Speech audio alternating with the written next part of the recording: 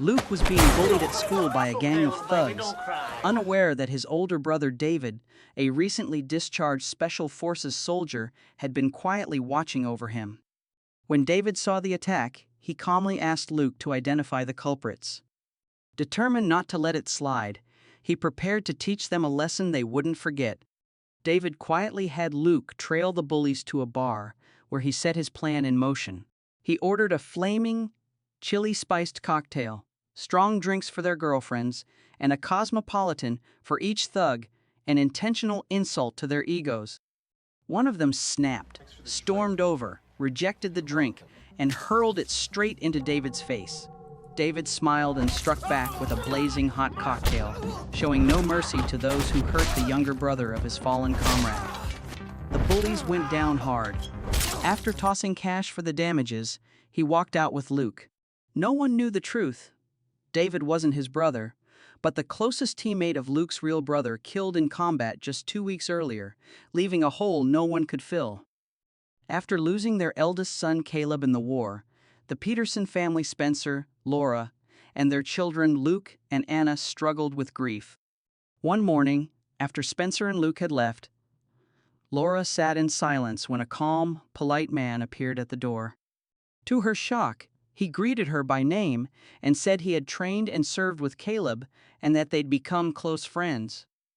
The man introduced himself as David Collins, a former Army sergeant and Caleb's closest friend in service. Though wary, Laura let him in and offered a glass of water.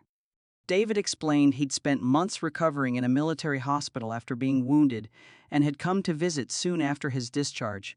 David said he was with Caleb when he died, and that Caleb's final wish was to send his love to the family. Overwhelmed, Laura excused herself and wept in the bathroom. When she returned, David showed her a deployment photo, erasing any lingering doubt. Sensing her distress, he gently offered to leave, saying he should have called and would return another time. Laura urged David to stay, assuring him Anna would want to meet him. His respectful demeanor quickly gained Laura's trust, though Anna stayed cautious. When he mentioned booking a motel, Laura offered Caleb's old room instead. After Anna left for work, she showed David to the guest room. Laura assured David she didn't mind him using Caleb's room and left him to settle in. Alone, he stood in silence, his face unreadable. Meanwhile, Luke endured more bullying at school, but kept it to himself. When Laura picked him up, he pretended nothing was wrong. David soon adjusted to life with the Petersons. Luke warmed up to him, but Spencer grew uneasy, arguing with Laura about housing a stranger. He worried David might be dealing with PTSD or other hidden issues. Laura began to suspect that David's charm might mask a deeper instability, the kind often seen in veterans with PTSD. Meanwhile, David noticed bruises on Luke's face, but the boy brushed them off, saying it was just a gym accident. After a tense exchange, Spencer stormed off, and Laura reminded Luke to do his homework. As David helped him study, his praise lifted Luke's spirits. Anna returned from work, still distant, while Spencer, surprisingly, began to warm up to David. Late that night, Spencer and David bonded over beers and a football game. Spencer vented about his work stress, frustrated that after 4 years at the company, he'd been passed over for promotion in favor of a younger newcomer with a degree. Laura's financial worries only added to the strain, especially when David mentioned leaving for a construction job in Florida. To her surprise, Spencer, now warming to David, urged him to stay a few more days. As Spencer poured another beer, a flicker of something darker crossed David's face. Soon after, he slipped into a supportive role, picking Luke up for Laura, helping him face his bullies, and quickly gaining the boy's trust. But things with Anna grew more strained by the day.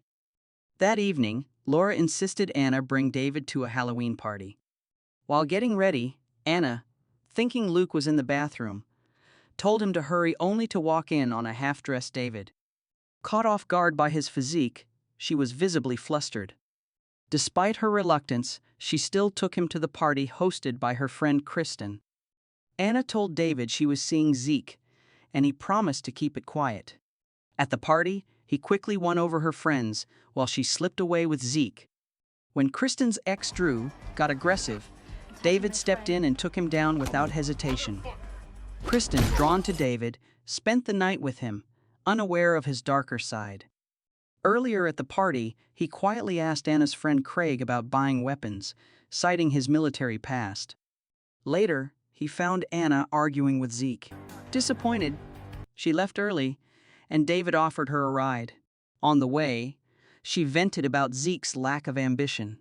Anna vented about working hard for college while Zeke drifted without a job or direction. David offered subtle flattery that left her touched, and when he liked a song on the radio, she promised to make him a mix CD. Back home, she eagerly picked songs, unaware that David sat alone in his room, his expression dark and unsettling. Later that day, Anna overheard David on a tense call using Luke's phone, speaking to a surgeon about changing his face, and claiming someone was after him. Growing suspicious, she contacted the military base to verify his identity, giving them his full name and unit. The call triggered an alert at KPG, a private military contractor, which had classified David as a presumed dead test subject.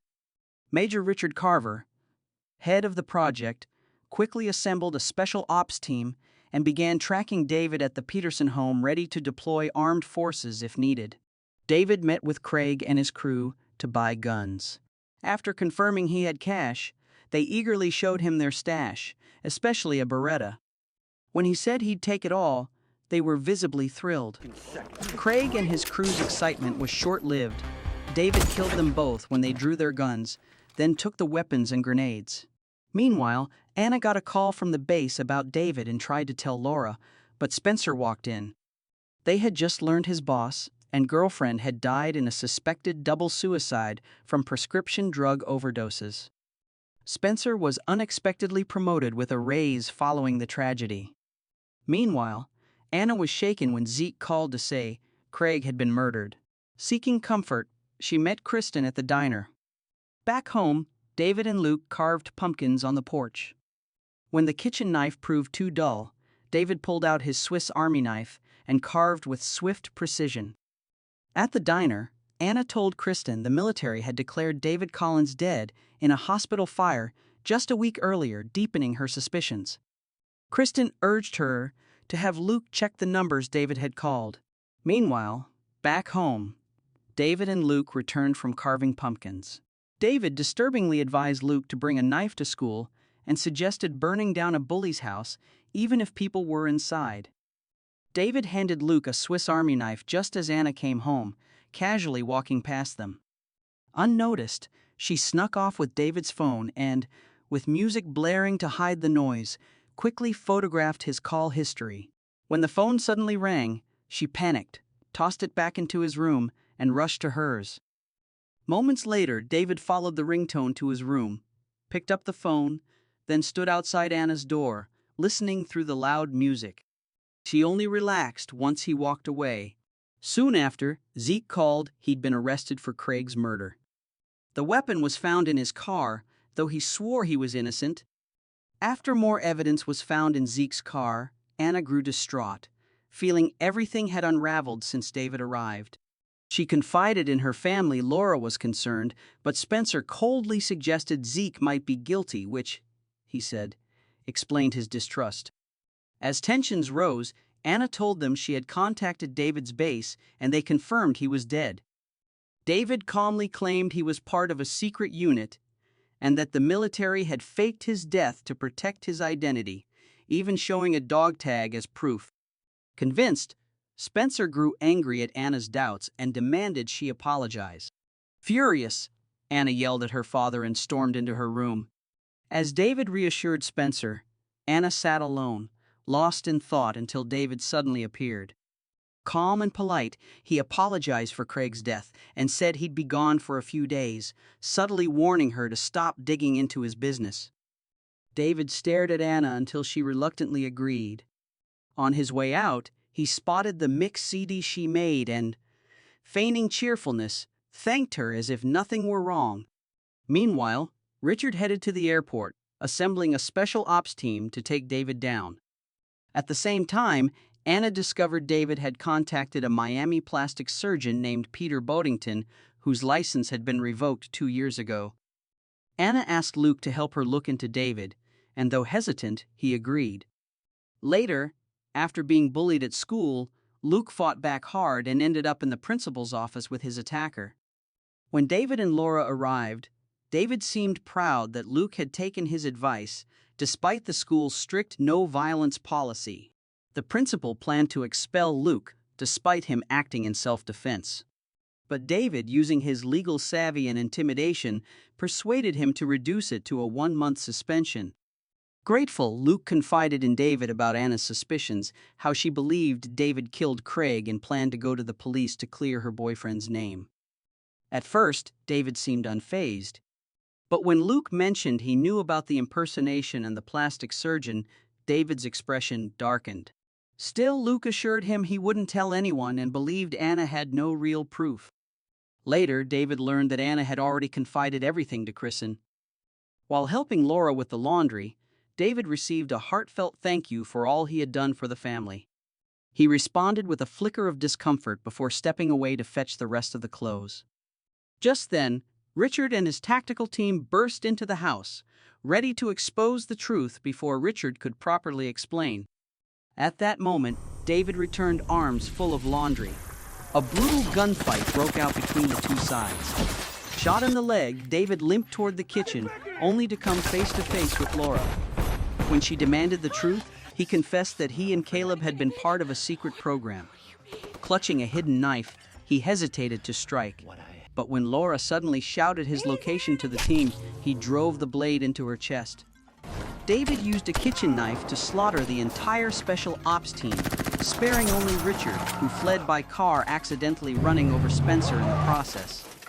Wounded but relentless, David began covering his tracks. Meanwhile, Richard, now with a flat tire, borrowed a civilian's car and rushed to pick up Anna at the diner. Moments later, David arrived searching for her. When he couldn't find her, he shot Kristen dead and destroyed the diner with a grenade. Richard got a call and set out to find Luke, revealing the truth about David. He had been part of a classified military program that used behavioral conditioning to engineer perfect soldiers. But David had gone rogue, burning down the facility, killing everyone inside, and faking his own death by leaving behind a charred body. At the school recenter, Luke was stuck with cleanup duty and had his phone taken, missing Anna's call. On the way to get him, Anna and Richard passed emergency vehicles rushing toward the diner, which Richard revealed had just exploded. Horrified to learn her parents were dead, Anna listened as Richard explained David's psychological conditioning and why the secret program had tried to shield him. After the failed experiment, David became a programmed killer, unable to stop himself from silencing anyone who might expose him.